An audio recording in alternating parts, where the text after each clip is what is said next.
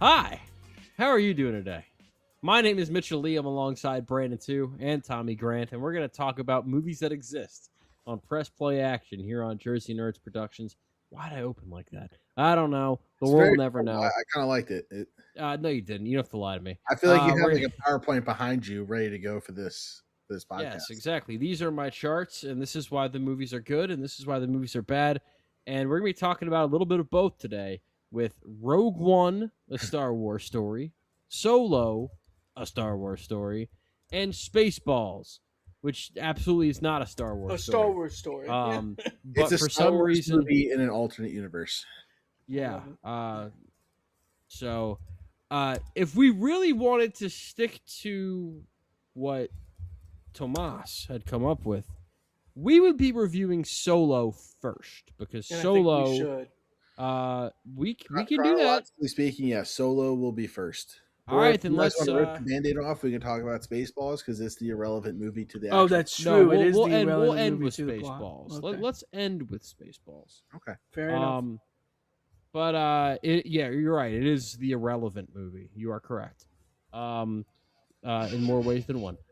So Solo, a Star Wars story, was a Ron Howard directed it, but not really. It was directed, for the most part, by Phil Lord and Chris Miller, who have done a lot of the writing for the Spider-Verse movies. They're directing Project Hail Mary that's coming out next month. They also wrote and directed the Jump Street movies, as well as the Lego movie In Cloudy with a Chance of Meatballs. But apparently Disney was just, I don't know, not happy with what they were doing, creative differences, whatever the hell it is. And so Ron Howard came in and took over. This stars Alden Ehrenreich, Woody Harrelson, Amelia Clarke, Donald Glover, and Paul Bettany. And this thing, depending on who you ask, the budget is just absolutely huge for this movie. I think that it's around $300 million is the budget, which makes it one of the most expensive movies ever made. And it made 393, which this was a giant box office bomb in a way that we had not seen Star Wars movies bomb. Because as much as, we all had our complaints about the prequels, people came to see the prequels. The Force Awakens, The Last Jedi, and Rogue One were all massive hits. And this was just a movie that kind of, it was caught between, it came out about a month after Infinity War. It came out a week after Deadpool 2. It came out about 3 or 4 weeks before the 1-2 punch of Incredibles 2 and Jurassic World 2. And people only have so much money to spend. And so this was just the movie that people went, I think I'm going to miss this one. To put it in perspective, I worked at a movie theater, Tommy, with Mitchell. Yeah. Saw everything. I mean, I saw Ready Player One like 7 times in theaters. You did. I did not see this. I did not see this movie in theaters. I did. What hurt was that you actually, because you moved back home. About a week before this movie came out. So, I guess if it was free, I would have gone. I remember I went to see this because there were some movies at the time that they would be like, yeah, we'll play this once the key goes live at midnight. And so they played this movie for us. And I don't know if they just had like a gas leak or something, but I could swear like half of the people in that theater were asleep at the halfway point of that movie. Just because it just didn't get anyone's attention. No. I'll also say maybe starting a 2-hour movie at midnight after working, not the greatest environment to watch a movie in. I can see that because I hated this movie when I saw it in theaters. I remember looking into my 2018, this was like an honorable mention on my worst list. Wow. I hated this movie when I saw it. So I was quite surprised when watching this movie. I actually had a decent time with it. I I think because think the that the expectation factor had disappeared and you already knew what you were going into. but I wasn't really looking forward to this because I did not like the idea of anyone playing Han Solo that wasn't Harrison Ford. Yep. I was very against that. And so my expectations were not high going into it. It also just didn't feel like a Star Wars movie the way that any other Star Wars movie did. Even Rogue One, which kind of had its own take on Star Wars that we'll get to, but this just felt like a lot of the Disney Plus stuff that comes out nowadays Well, feels like. there's a It feels reason like why. how I think The Mandalorian and Grogu feels. There's a reason. There's a reason for that though, and Disney and Lucasfilms, when they came out with all the Star Wars, they came out with Force Awakens, big nostalgia grab, big hit. They came out with the movie plan of we're going to come out with a Star Wars movie every year to basically keep up with content, because that's when Disney Plus was coming out. Marvel was riding high with several movies a year. They thought they'd have another money printer. They wanted to have money on the table and good movies coming out. You had Rogue One, obviously we'll get to that, but that came out the following year after Force Awakens, another big hit. You can tell because they're calling it a Star Wars story. Like they're really trying to. Well, their plan was to alternate, and it was to be, the episode movies alternating every other year, and then a Star Wars story film in between those alternate years. And I remember just looking at all the movies in production, and there was so many. It was mind-boggling. I'm like, why are they making, like, there was a Darth Maul, there was a Yoda movie. But hear me out. There was like every Star Wars character you can think of. They were in production or in writing phases for making this. Hence, the Star Wars Obi-Wan Kenobi show ended up being a Disney Plus series. I think that's a better idea, to be quite frank with you. Like a Darth Maul show. Well, they're even coming out with that now too. It slaps. Like that could slap. That could slap. Yeah. So. But yeah, I think it quickly fell into, we're now on the timetable budget if we need a movie every year. And it just it wasn't working. And you got to rush this stuff into production, and I think that's part of what. Again, I know the trilogy itself has been very questionable.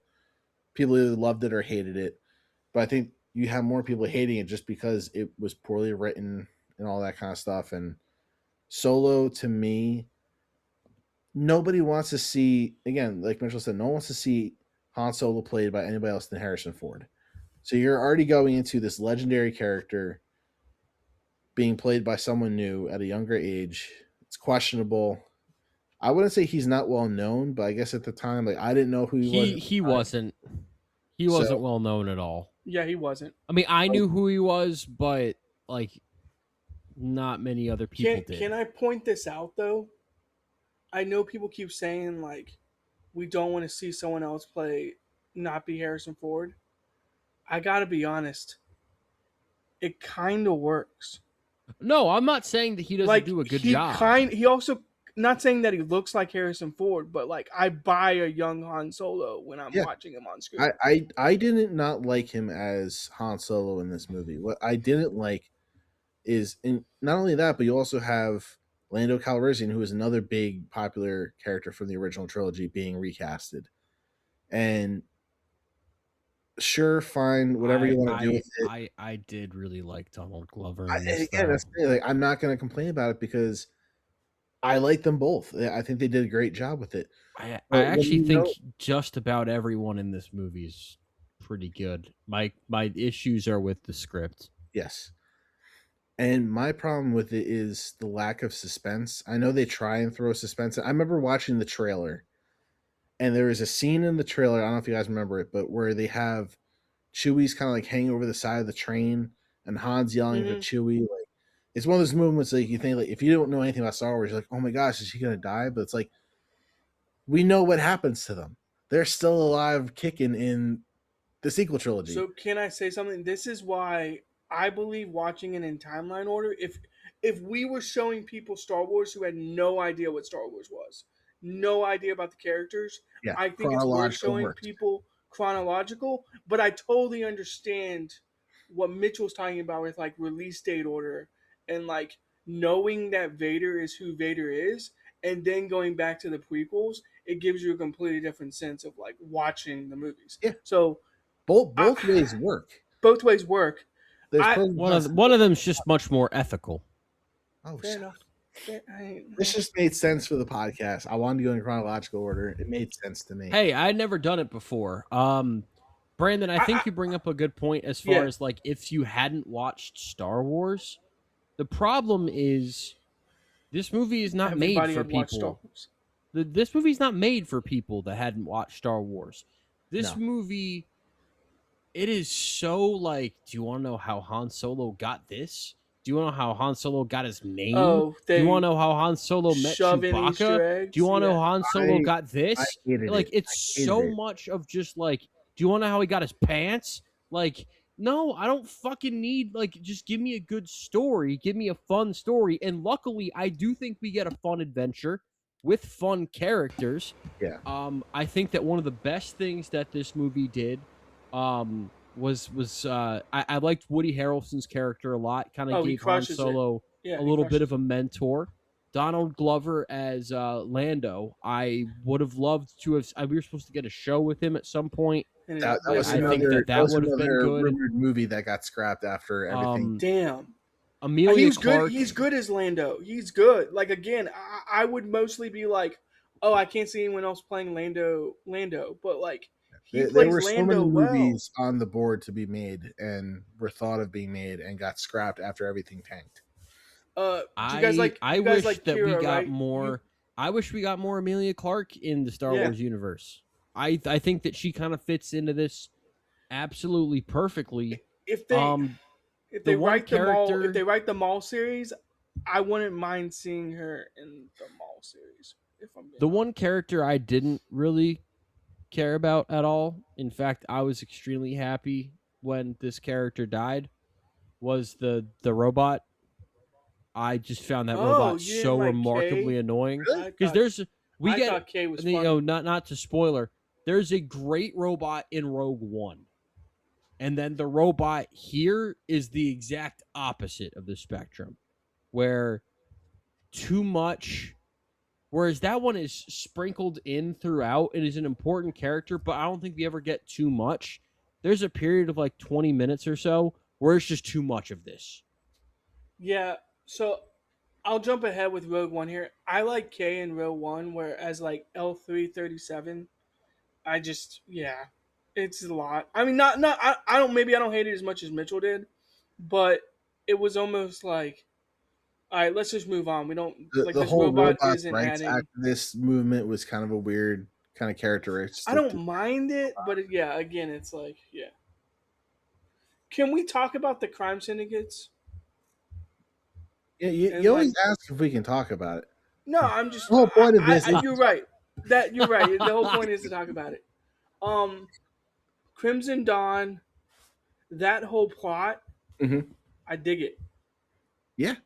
Well, in Star Wars, there's a lot of criminal underworld books and series out there that it's a very, obviously Star Wars is a very expanded universe for however far you want to dive into it between movies, TV shows, and books.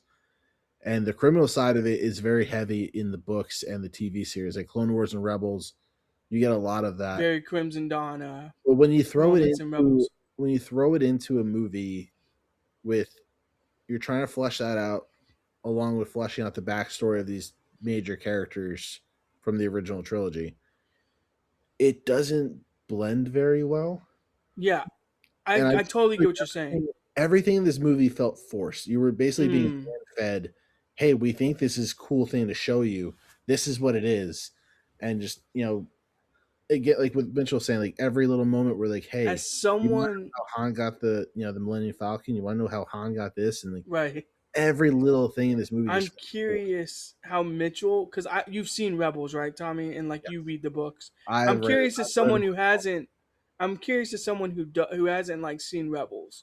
Like, what did you think of Crimson Dawn? Because Crimson Dawn is very prevalent inside of like Rebels. So,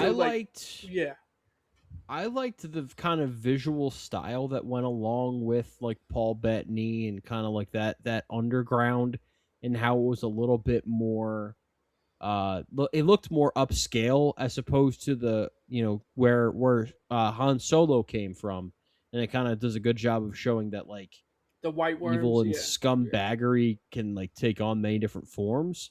I liked Paul Bettany as kind of the guy running, I guess, like that branch or whatever The of the figurehead of Crimson Dawn. yeah, the Yeah. figurehead. For Yeah. people that don't know it, I like to compare it to other nerdy media. Like they're kind of comparison to the mafia in the Batman movies, where they're not major villains, but they can cause enough problems, and they're kind of in the background a lot of the time.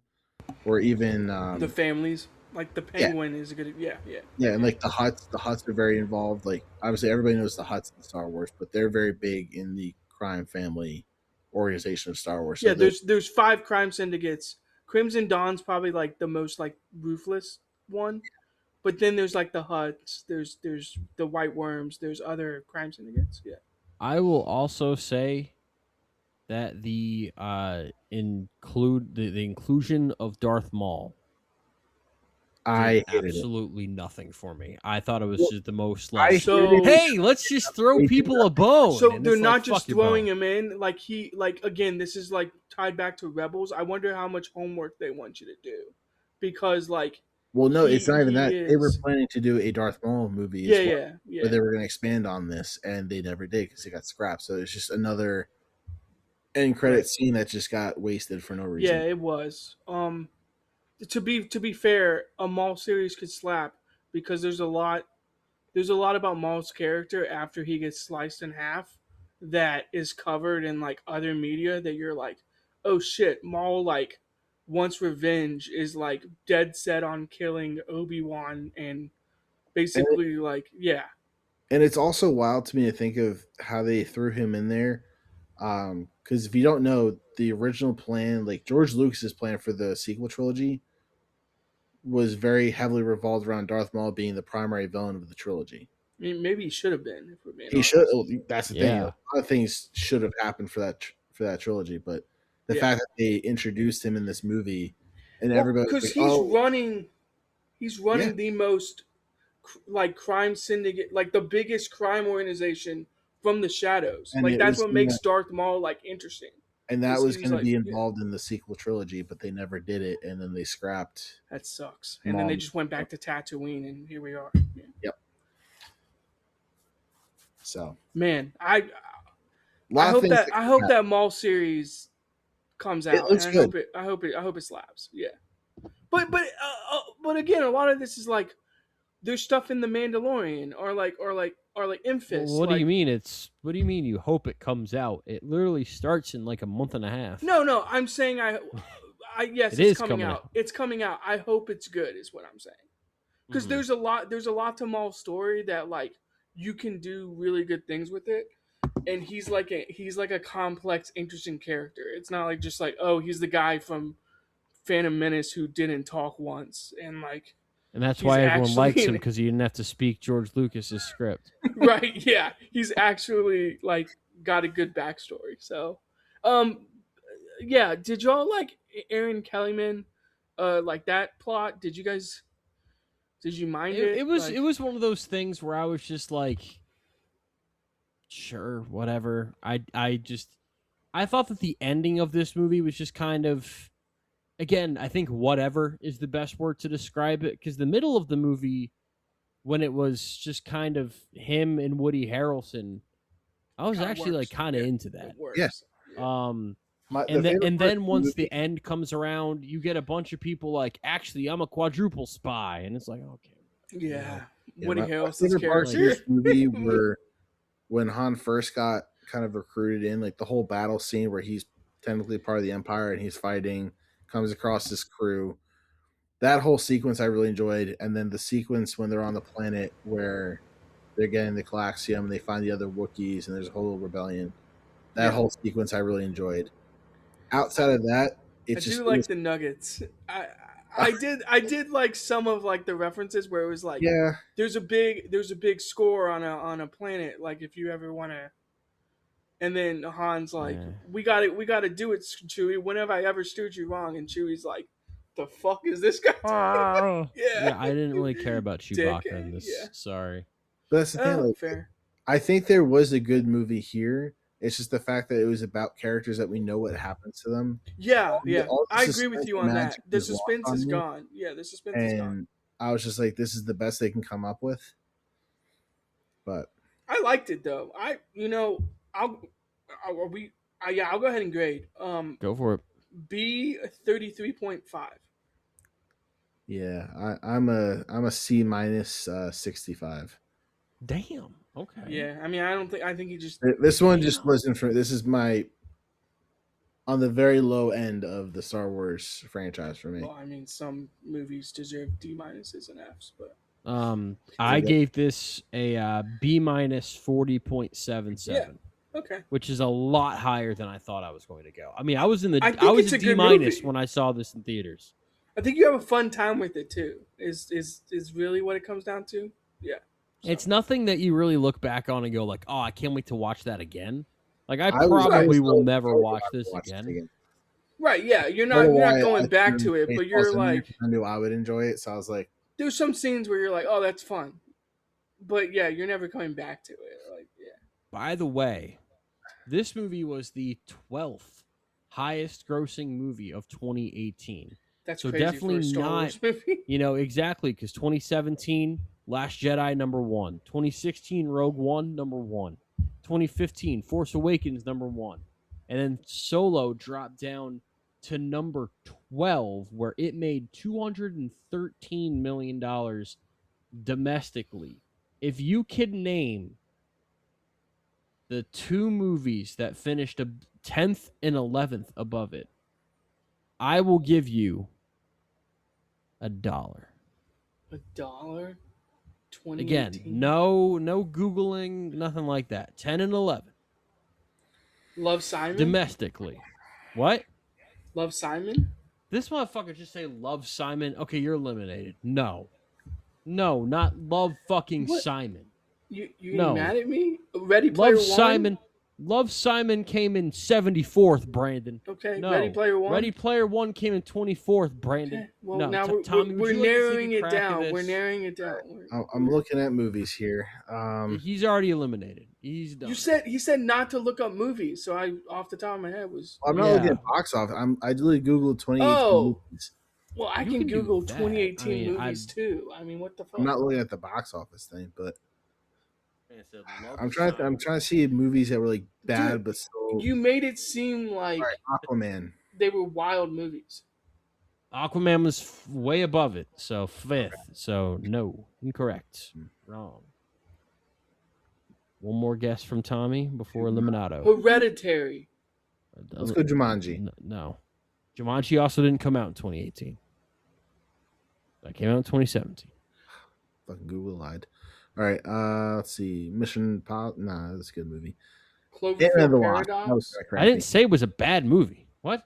Where'd you guys get that? I didn't say it was Well, bad. if it was A Quiet 12, Place. 11% in terms of domestic. A Quiet No. Place. Okay, you guys are limited. No. I'll tell you what 10 and 11. Okay, go were. ahead. You're not Go getting ahead. this. Number 10 was Bohemian Rhapsody. That is a bad Yeah, movie. it's dumb. But number 11 was actually my favorite movie of 2018, and that is Christian Bale. Star is Born. Oh well. Over Infinity War, Incredibles 2, Black Panther, The Star Was Born. Yes, considerably. Especially Incredibles 2. He actually loves Yeah. A Star Is Born. Yeah, I've Star never is Born seen is it. an incredible I've never movie. seen both of those Wait, movies. Actually. wait, So kiss wait. my ass. Wait. You've never seen A Star is Born? Never seen it. Oh, Brandon. Guess what? I saw twice in theaters though. Annihilation. Yeah, you probably saw Play with Your Asshole Part 2. I saw the Ballad of Buster Scruggs in theaters. That was good. Did that even get a theatrical release? That's a I don't think Netflix it did. movie. That was probably a That was Netflix movie. dude.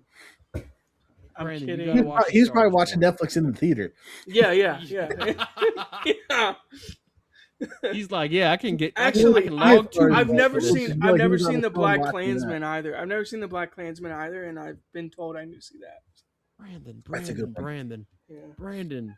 Mitchell, I saw a lot of movies. I've yet to see Sicario: Day of the Soledad, or like Okay, the I think Sicario 2. Brandon and Tommy, I'm gonna make you both like a 2010 decade like list. Okay, Like that's fine. you have to watch these movies. I do need to and see A come Star back Is to me. Born. I agree with you. If I had to choose like a karaoke song to do, I'd probably do "Shallow" from A Star Okay, Is but Born. you got to watch the movie before you can do that. Okay. Yeah, no, I feel you. And we're doing karaoke on like the night after my rehearsal dinner I can't wait to do it for the wedding. Sha-la-la-la. We're going out for karaoke, so you need to Oh, watch Star Is Born. are we legit? We should do. Yes, you a and Shallow. Tommy can We sing should do "Shallow" together. Yes. In the shallow. I'm not even You- in the you- bridal party. Why am I coming to the The rehearsal? sha-la-la-la-la. Well, hey, you can meet us up there. You know. It's just an honorable mention. Oh, I haven't Yeah. seen Crazy Rich Asians. Like that's on me. Have you Like, seen any movies from 2018? What were you That's doing true. that year? I saw. You know I what? saw. I Can Only Imagine, and I can't wait. Why to the see fuck I Can did you Only see that? Imagine Too. Well, you know what? Okay, well, I can jump only back in imagine time a little Brandon bit. seeing some good movies from that year. Let's jump back in time a little Never bit. saw Great Green year. Yeah, Book. let's talk Never saw about Green Rogue Book. One. Did you see that one, Brandon? Yeah, I just saw it. Okay, cool. Good That stuff. one was directed by Gareth Edwards, who was last seen fucking the Jurassic Park franchise into oblivion Whoa! Whoa! I with, do not condone that. with Jurassic did. World Afterbirth. He also made the 2014 Godzilla, which was pretty good, and he made The Creator, which was pretty good. What went wrong with Jurassic Park? I don't fucking know, but something Jurassic went World, horribly you mean? wrong. Jurassic Yeah, World. yeah, Jurassic. It might as well be Jurassic, Park Corner. This stars Felicity Jones, Diego Luna, Ben Mendelsohn, Donnie Yen, Mads Mikkelsen, and this had a budget of about $225 million, made just over $1 billion. So this was a big success. This was the highest grossing movie domestically of 2016. Of course it was. And what movie did it overtake at the end of the year? Because this was released on December 16th. What movie did it pass That to is become so the highest smart grossing by movie Disney. domestically? That is so I smart would by guess Disney. Captain America: Civil War. Wrong. Yeah. Finding Dory. Yes, that's it. Okay. Yeah, Finding That's so Dory. smart by. That's so smart by Disney. Yeah, to- they had the it on foresight. lock basically the whole year. I know. I Until saw Rogue this in One theaters came for in. Christmas. This Now- was a Christmas week watch in the theaters for me. I've seen La La Land. I just want to point that out. You Good for you. fucking better have. That's my all-time favorite movie. So Can I say? Yeah, Can I? yeah, This Tommy, is I'm bold. gonna force your hand on that shit very soon. By the way, This is bold. Just This is letting bold, you know. Mitchell. I'm coming out with a hot take here. What's your hot take? I know what's coming though. Is it even revolving around Star Wars? Yeah. Third My best. bold take is I actually think top that Sing is three- the best movie of 2016. Top 3 leads in a Star Wars movie. On Top lock. 3 leads. I love Andor and Jyn Erso. This movie fucking rocks with like the cast. I won't disagree. I don't know. I mean, give me a Well, better. to be fair, like, you only really lead. have like 3 leads in Star Wars movies. Okay. Yeah. It's I either mean, Luke, best Anakin- pairings. Is yeah, that a better it's way either, of putting it? It's Best either duos. Luke, Anakin, Rey, Han Solo, or Jin. Those are your options. best so- duos. That's it's not really saying much. Okay. Yeah, I'm you're just you're saying better that. than Alden Ehrenreich and Hayden Christensen. Cool, good job. I think Um, they nail it. Like, and look, K is that robot is on lock. Like that is a funny character. Yes. Yeah, good character. See, for me, this kind of felt like almost like a Suicide Squad or a Right? Guardians of Yeah, the like a Galaxy type cast. Misfits, It was just a hodgepodge of characters thrown together and it works. that worked. Hey, Suicide Squad came out that year and was terrible. Right, So you know, someone had to different do it Suicide right. Squad, the better one. The Suicide Ah, Squad, not I Suicide gotcha. Squad. Yeah. But I think this movie Don't do really it. became a Don't. staple piece in Star Wars by making a movie that didn't involve Jedi and saying, "Hey, you can actually have Star Wars without having lightsabers and still be good." That was the big takeaway for this movie, and it's very I think it's very artistically done. Like all the big shots were really cool. I remember just the opening of the movie where they kind of have all the stormtroopers walking in line up into the guy's farm. I thought those shots were pretty cool. And then the shots of the Death Star, of course, later in the movie. All the Scarif scenes were really cool. So I think it was very well shot. This is my second favorite Star Wars movie to look at. Yeah. We will get into my favorite Star Wars movie to look at later. But this is an impressive looking movie, as any Gareth Edwards movie that doesn't have the word Jurassic in it is. I mean, Godzilla looked great, the creator looked great, and this looks great too. And it has a very different visual style than any other Star Wars movie. This is also the Star Wars movie where I think the word war is the most prevalent, and I think that's good. I think that's what it needs to be. It has a very different tone. I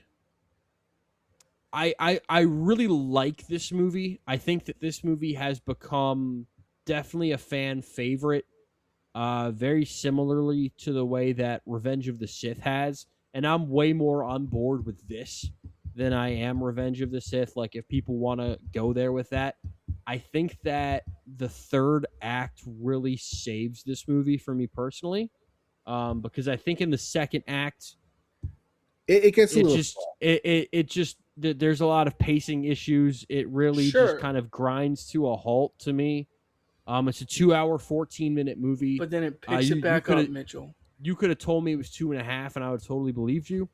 But I think that the conclusion of this movie does very similar stuff to what Phantom Menace did, except it does it well.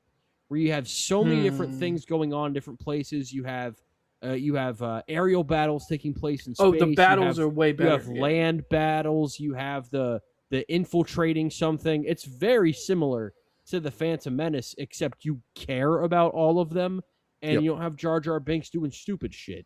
There is no, and it would have been very easy to make the robot character of K2SO Jar Jar Binks and just like, hey, let's have a stupid character to make the kids laugh.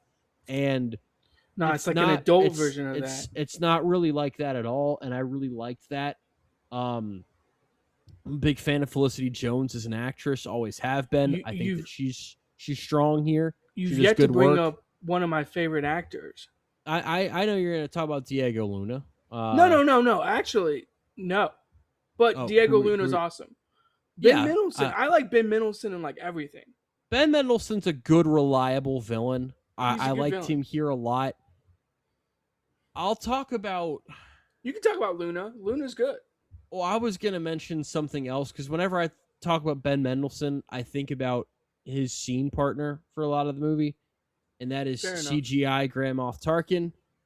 Which CGI Grand Moff Tarkin did not piss me off as much as it did a lot of other people. CGI Leia at the end of the movie, horrific. Tough. Well, CGI Tarkin was mainly because the actor was dead, and that just wasn't able to get a live action person. No, fair. I mean, it's circumstances. I think Ben Mendelsohn is a very cast good villain, someone that looks like him. Yeah. Do a makeup job. Something. I still think Fast and Furious handled the death of a character probably the best ever. So absolutely. Yeah. Which is just it's always to say that out loud, weird but kind of when you have an actor that's dead, or it's tough if when those actors are too old to actually look. Granted, now we have de-aging technology that's been hit or miss depending on the movie, but we like him as a villain, right? Like Ben Mendelsohn as the villain is good. Yeah, he's good. I just think whatever role you give him, he's been mainly a TV actor for most of his career, but he's had some big movie roles, and whatever role you give him, he like adapts to it and crushes it. He's Mhm. a consistent actor. Like you Yeah. know you're gonna get a good performance from Ben Mendelsohn, basically. Diego Luna, I think his character really sets the he tone. carries the film. Like he sets the tone. I don't know why I completely also forgot that Riz Ahmed's in this movie as well. And I think that like there's a weird He's like good. octopus scene early in the movie that I'm just like, And you were like, oh what no. the fuck are we doing here? You were like, yeah, you were like back to the octopus doesn't lie, but your truth may deny. I mean, shut the hell up. Like, can we just get back to the movie? Like, this is stupid. Was he? And Is he in The Boys? He's in The Boys, right? Is that what he is? Riz Ahmed? No. No, you're thinking of Laz Alonso. I am. You're thinking of another person with a 3-letter name. You're dude. good. You're good. No, you're good. You're good. You're good. Yeah, I know I'm good. Are you? Like, no, I'm good. What are you? As always, Brandon pulling a racism. That's not Alonso. racism. What are we talking about? He looks like Laz Alonso. Calm down. So we get Cardi B in this movie as Saw Gerrera. He's also in Venom, so I guess I could have pulled that out. My fault. Jesus. People are crazy. He legit looks like Laz. It's Forrest Whitaker as Saw Gerrera, which I guess is an important character in the Clone Wars series. I didn't really care about that character at all in this, but sure. I did like how they used Rogue One to kind of clear up a like major like thing from the original trilogy about like why is it so easy to take out the Death Star? Like really? And I was like, oh, okay, well, that was kind of clever. Well, he built a false safe. Yeah. Like he built. So this is where my complaint with Solo kind of comes in more into play, where you have a movie about characters you know what happens to them. Solo, I didn't give two fucks about the movie, whereas this, I knew all these characters died because, again, that was the whole opening to Rogue One was like, all the spies that died getting this information. We know going into this, technically, all these characters are going to die. But yet, they still made a phenomenal movie out of it and made you forget that they were going to die until the very end. It shows you when the Death Star hits it, you're like, oh shit, they're all dying. You can know a death is coming and still make an incredible movie. Yeah. I just think this was much more well written and wasn't trying to force things down your throat. It was just letting things come naturally.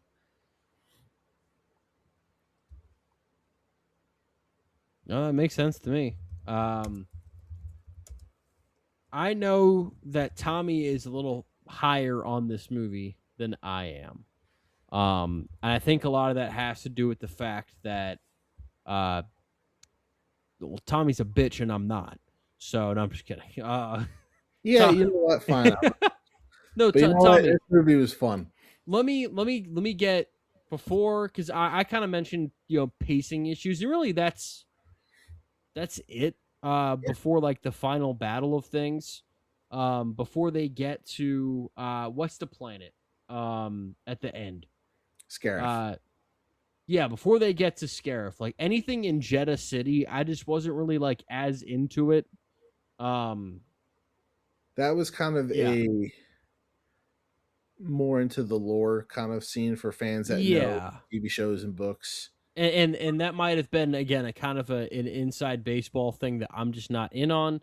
But I know you're into this a lot more, so tell us why you're into this movie so much. I just really like people get so political and just over crazy about all the movies and everything that comes out. I think Star Wars fans are like the most cynical and just bitchy fan bases in the world. And I just like to watch Star Wars to have fun. So when you have a movie like this that's just fun to watch, it's a good plot, good story, fun characters. You have some really cool action scenes because, again, for me, Star Wars, I want to see some fun action. Like, yeah, there's a lot of political stuff in the background, but I want to see some fun action. That's why Revenge of the Sith is so high for me.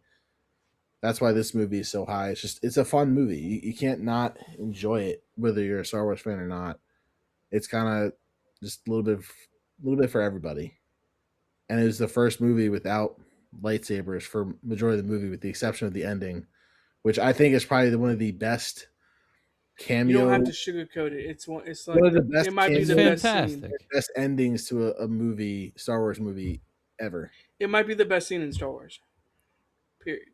Yeah, I won't go that far. I think that if you watched it isolated, yes, but I think that I have another Star Wars movie that we'll talk about ranked so high that I can't Fair go enough. there with No, it. I agree. I'm just But I get pointing it out. because I remember the first time I watched this movie in theaters.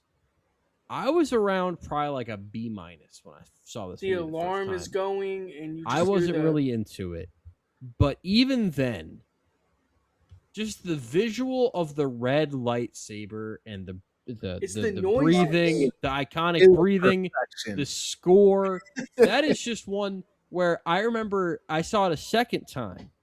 I saw it with my brother and my best friend Eric when it first came out. And then a few days later, like my whole family went to go see it.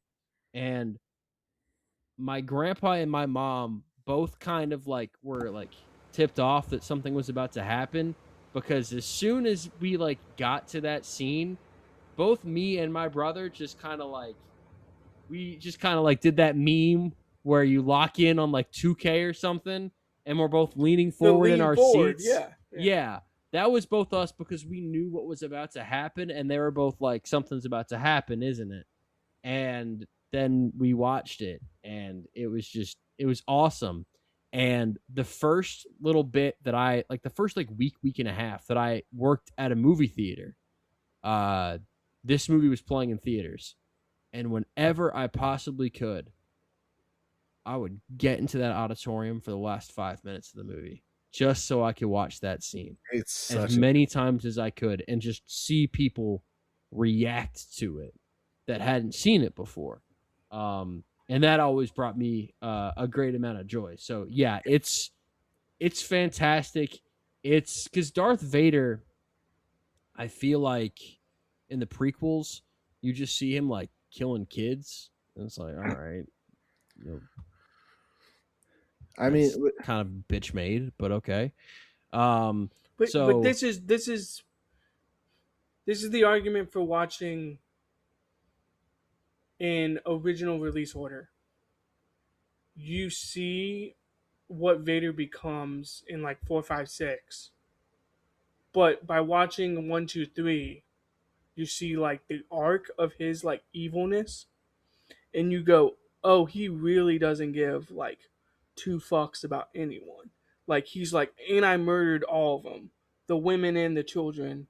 And we talked about it. Like they could have gone like PG-13, R-rated Star Wars, and like shown him killing all the women and children in the village, but they didn't. And then they could have done the same thing in the temple. They could have just been like, Master Skywalker, and then they literally could have shown him like chopping kids' heads off, but they didn't.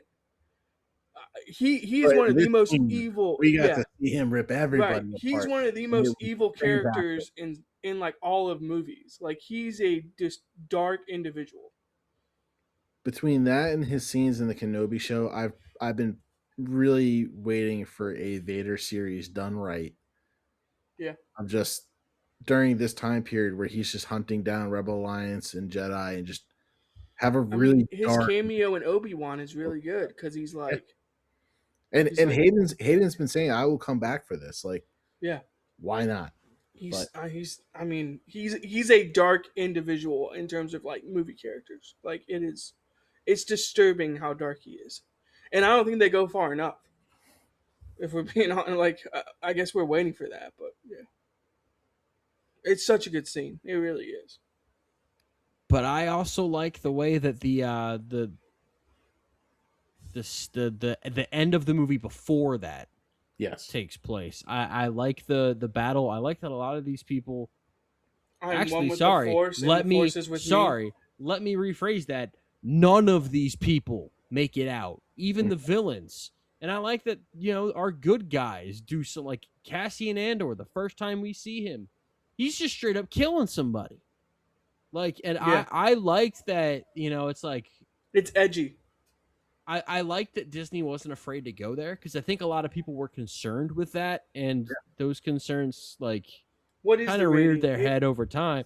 What is the But rating? Is it PG-13? it's PG-13. Oh, yeah, they didn't Yeah. go R for this, Brandon. I mean, they That could. that did not happen. Well, that's the thing with Disney. They're always afraid to push it too far because again, you go too far and you lose the young audience that they're really pushing. You lose the younglings.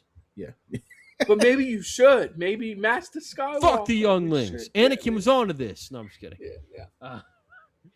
which is why I think TV shows are the way to go because you can just they don't cost as much. You can get more story focused. This motherfucker's always talking about some damn TV shows. Yeah, Mitchell, it's like some of the best Star Wars. I need to watch Andor. I know. You can argue you watch Clone Wars and Andor. You can argue that some of the best I will watch scenes Andor. are from like Rebels and Clone Wars. So you refuse to watch the animated stuff, which is fine. But I'm just telling you, there's scenes in those shows. This has where more it's like, to do. Holy shit! This has more to do with just like it's gotta take something huge for me to watch a TV show, and less Fair to enough. do with. It's not me like Here's putting my down comparison. animation. Here's my No, comparison. I get you. You guys said you reviewed the Avatar series. Yeah. This Again, is like that's this is like saying you watched the M. Night Shyamalan movie but never watched the TV show, and that's all you Ooh, watched. that comparison's kind of it's a little too okay. First That's- of all, that's the thing about comparing anything to Avatar: The Last Airbender is slander, and I will not tolerate that. Okay, I guarantee that this show is not as good as Avatar: The Last The Airbender. TV shows build up the lore so much more, and they are worth. Hey, watching. Clone Wars I and Rebels. guarantee you, it is not as good as Avatar: The Clone Last Wars and Airbender. Rebels are in my top 5 animated shows of all time. Okay, and what are they behind? Avatar: The Last Airbender. Thank you. All right, I rest my case. It was a quick reference, okay? I didn't say it was perfect. Okay, well, I'm gonna give this an A minus 86.15. Low bitch. Well, yeah, I'm low on the movie. Have a better second act. So, but I do still really like this. I think I just don't love it. I'll say it, and people might disagree with it. The Vader scene is the best scene in Star Wars. Yes, I'm giving this an A 70.5. I was a 92. Andor Damn. crushes, dude. It's so good. I'm sure that is good, and I'm sure I would love it. So I will eventually check that out. Hopefully. Diego Luna needs to be in more stuff. Well, what stuff would you like him in? Whatever the people want to cast him in. I'm not typecasting people like that. I'm not saying it's a Timothy Chalamet moment because no one reaches Timothy's level. Stop. Yeah, no. But just cast that man in more stuff. That's all I'm saying. All right, let's talk about the whatever movie, Spaceballs. I will say this movie is. Can I just get out? Can I get out front? The movie's bad, obviously because it's a spoof. Yes, But I objectively laughed like maybe 4 times. Granted, when I did laugh, it was funny. I laughed 1.5 times in this movie. I did not like this. I was expecting that from you, Mitchell, because you don't like the same kind of comedy that I like. Well, I like comedies that are good. Is it Rick Moranis who plays like the Vader? Also, character? I Is that fucking hate Rick Moranis? Moranis, so that I just wasn't kept ever thinking gonna of be- Little Giants. I kept thinking of like annexation of Puerto Rico the entire time. I was like, are they gonna make like an annexation of Puerto Rico joke? But it was obviously before. It was obviously before that. So. See, I just kept thinking about the fact that like, wow, we're 40 minutes into this movie that's 96 minutes long, and I have yet to laugh. Wow, that's not good. I gotta look at Rick Moranis's like IMDb page. Like Little Shop of Horrors. I do not like him in that. I hate him in the Ghostbusters movies. I didn't like him in this. I didn't hate him in this. This is probably the most I've tolerated Rick Moranis in a movie. objectively, his best role is probably Little Giants. I haven't seen that. I guess Honey, I Shrunk the Kids. Yeah. Yeah, this is written and directed by Mel Brooks, who also made Young Frankenstein, which is a movie I like. The stars Mel Brooks, John Candy, Rick Moranis, Bill Pullman, and Daphne's Niga, and it John is a Candy Star Claire's. Wars. It is a Star Wars parody, and it came out on June 24th, 1987. So it came out about 4 years after Return of the Jedi. It was the number 31 highest grossing movie domestically of 31? 1987. Yeah. That's It was high number for a parody Yeah. Star Wars movie. if you can tell me the number one highest grossing movie of 1987, there's no prize. I'll just be shocked. Heat. Just kidding. The movie came out in 1995, so no. Damn. That Heat. This whole I was thing. just guessing, dude. I Ooh, didn't actually look to see what was playing it. I would say Lethal Weapon or Platoon. Platoon just because it's more well. Lethal Weapon was number 9, and Platoon was lower than that. So, The Running Man. Running Man was actually number 30. So, Oh, no. okay. I promise you, you will not get it. Promise you. Well, then You tell were- us what it is, because I got no. Predator. At $167 million, 3 men and a baby. Wow. Well, that's certainly I something. guarantee you people are rewatching The Running Man, Predator, Empire of the Moonstruck, Sun, Good Morning Vietnam, Fatal Attraction, Evil Dirty Dead 2, Dancing. way more than Uh, that movie. You've got a movie that I love from 1987, RoboCop. That's a great one. And more people probably watching Spaceballs as well, despite the fact that, I mean, look, man, if this it's just not- this if just it's not wasn't your funny style to of me. humor, then yeah, you're not going to enjoy Dream it. Warriors, guys. This felt like a Nightmare on Elm Saturday Street night. 3. This felt like a Dream- bad Saturday night, like maybe not a bad Saturday Night Live sketch, but just like a mediocre Saturday Night Live sketch that was Sure. an hour and a half long, and I just did not vibe with it whatsoever. I really don't have much to say, Okay. because Yeah. that's really all I have to say. It's an SNL sketch that goes on for way too damn long. Good night, everybody. Like, No, Yeah, I that's mean, fair. It's an SNL sketch with like a decent cast. It's a good cast. I don't mean, like. Bill I don't like Rick Pullman and John Moranis. Candy. Like that was a great duo to throw in there. yeah, they have talented people. They Yeah. have a talented script, but But that's what Mel Brooks does. He's Okay. well known for making parodies and kind of Yeah. playing on the genres of, like, he did a lot of Western, and with Blazing Saddles he did like historical spoofs with History of the World. This was obviously his his more sci-fi spoof. But Blazing Saddles stands the test of time. Like people still watch. I'm not that saying movie. this is the best Mel Brooks movie. This is just one I've always enjoyed watching, just Fair because I enough. always thought it was funny. Yeah. I like Young Frankenstein. That's a funny Yeah, movie that's right another there. good one too. And even then, when we eventually watch it, I'm probably lower on it than most other people, but I do still really like it. Yeah. This is Robin just Hood one Men that- in Tights is a good And a one. lot of with these movies, you have to be in the mood for that kind of a movie. If you're not in the mood for a kind of a goofy I mean, comedy, then yeah, you're not going to enjoy it regardless of how good it is. Mitchell and I are like, I guess I'm just not into like the parody stuff as much as other people, but like we are talking about a guy who, I mean Mel Brooks is accomplished. Like that's where Mel Brooks is legendary. Like there's no doubt about it. There's no argument against it. the He's a producers like an awesome movie. Like I don't know. Like yeah, I mean he's still crushing things today. He does Only He's Murders making in the Building. Spaceballs coming out next year.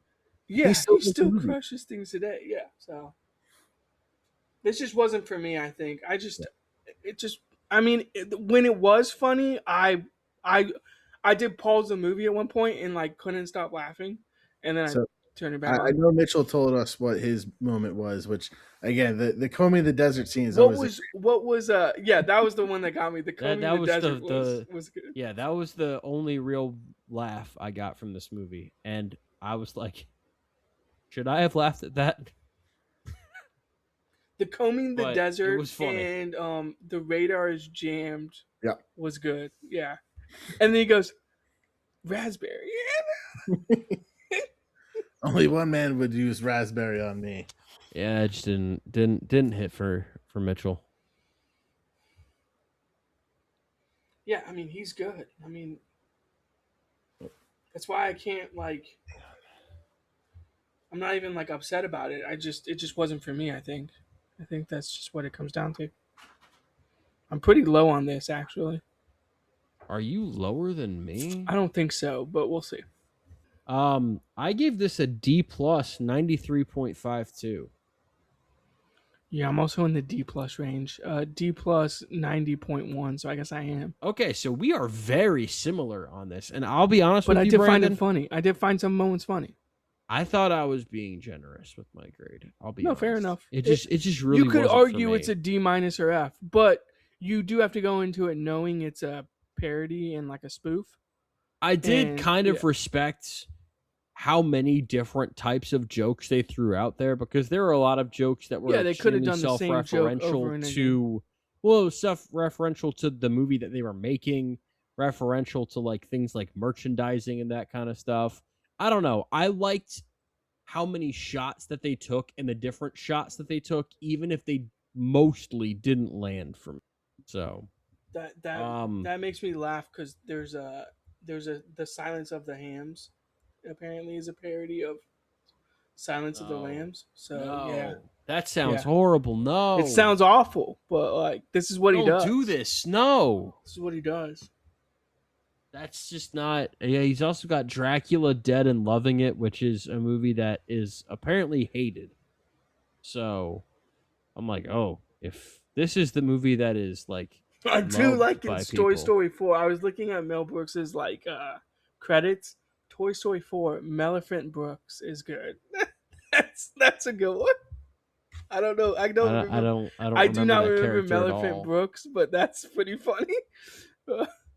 Man. He also wrote what? The most recent movie he wrote is, oh, okay. Maybe it's not a direct thing. Paws of Fury.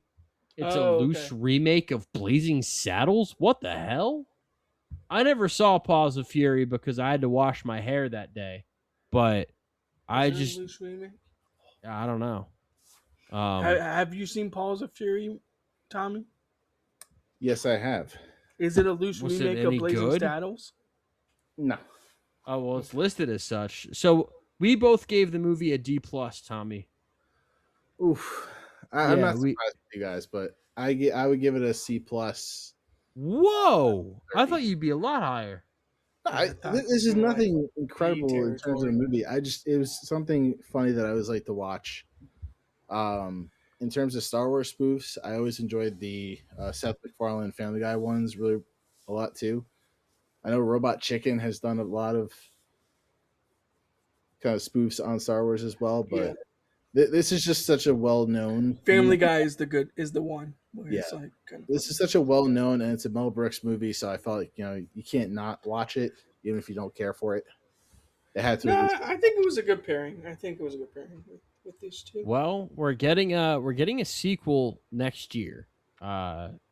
It's gonna, Mel Brooks is gonna be back. Bill Pullman, Rick Moranis, Daphne Zuniga. Wait, we're it's getting a also gonna have, Spaceballs 2? yeah, Josh Gad, Kiki The Search for Palmer, More Louis Money. Pullman, But it better be titled. and it's gonna be directed by Josh Greenbaum, who made Strays, Maybe they can do a Which- bark send off better than Fast and Furious did. which unfortunately, Strays was a little bit of a guilty pleasure for me. It's a stupid movie, but I actually laughed quite a bit. Okay.